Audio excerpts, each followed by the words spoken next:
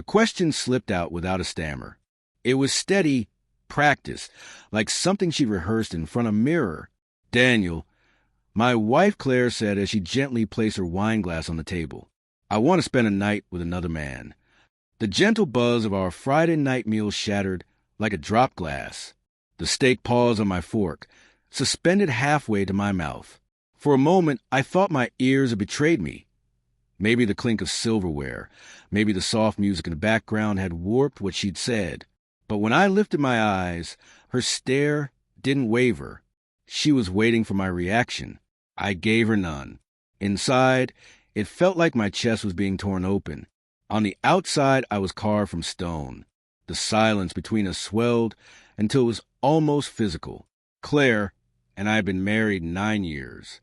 It wasn't flawless, but we'd made a life. A little house, routines we shared, the easy kind of laughter that used to make everything feel lighter. Lately, though, things had shifted. Late-night girls' dinners stretching past midnight. Her phone face down more often than not. Hugs that felt like duty instead of the clingy. Desperate embraces that once told me I was everything to her. I'd seen the clues and looked the other way.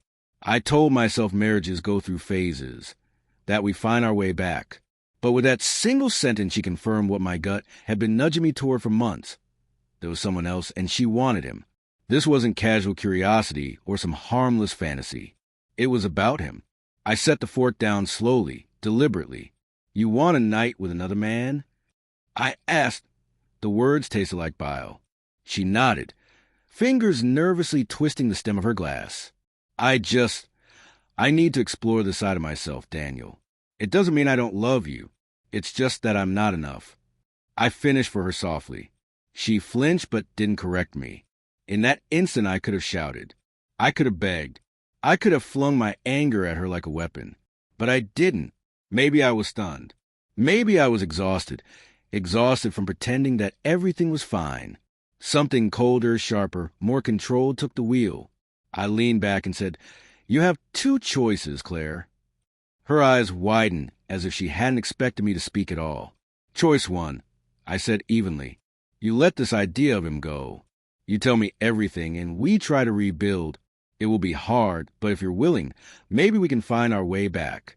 "And the second choice?" she asked, barely a whisper. "You go through with it," I answered. "But if you do, Claire, don't come back. If you walk out that door for another man, you'll find it locked when you try to return. You won't be my wife anymore." Her mouth opened slightly. She breathed shallow. She had asked me to authorize a betrayal, and instead I'd force her to face its cost. The rest of dinner felt like a cemetery. My fork scraped porcelain. She refilled her glass twice. I didn't press her for an answer. I wanted her to sit with the weight of what she'd put between us. That night in bed, we lay far apart. Her breathing was restless. Mine fell hollow. I stared at the ceiling, counting the hours until morning, wondering what was running through her mind, whether she was thinking of him even while she lay beside me. At 2 a.m., she finally whispered, "You're so calm. I thought you'd yell."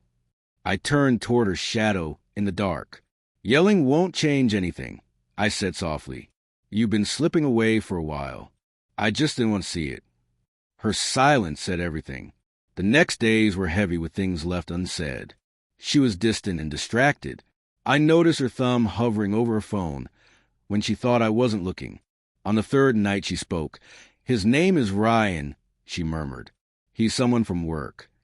I nodded. The confirmation cut deeper than any uncertainty ever had. "He makes me feel alive again," she added. "Seen.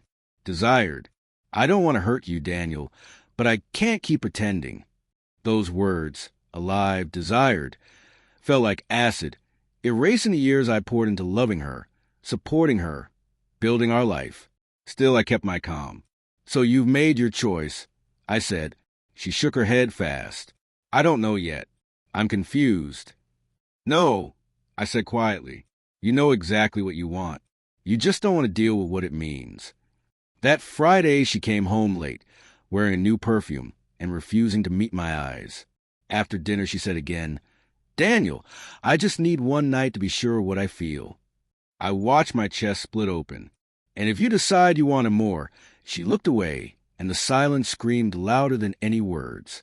I stood, went to our bedroom, and hauled a suitcase out of the closet. She froze as I began folding her clothes into it. "Daniel, what are you doing?" she demanded. "You made your choice," I said flatly. "You can have your night, but you won't come back here after, if you're willing to gamble with us. We're already done." Her hands shook as she grabbed at the suitcase. "You can't just—" I cut in sharply. "Because I refuse to be an option, Claire. I refuse to share my wife." She didn't leave that night. She cried, begged, swore it was curiosity, that she still loved me, but love doesn't request permission to betray. The next morning I told her I'd called a lawyer. Papers would be ready within a week. She looked at me like I'd become a stranger. "You'd throw away 9 years like this?" she asked. I laughed, bitter. "No, Claire, you threw them away the moment you asked me to bless your betrayal." Weeks later, I heard through friends that Ryan had walked away. After all her risks, tears, and pleading, he didn't stay.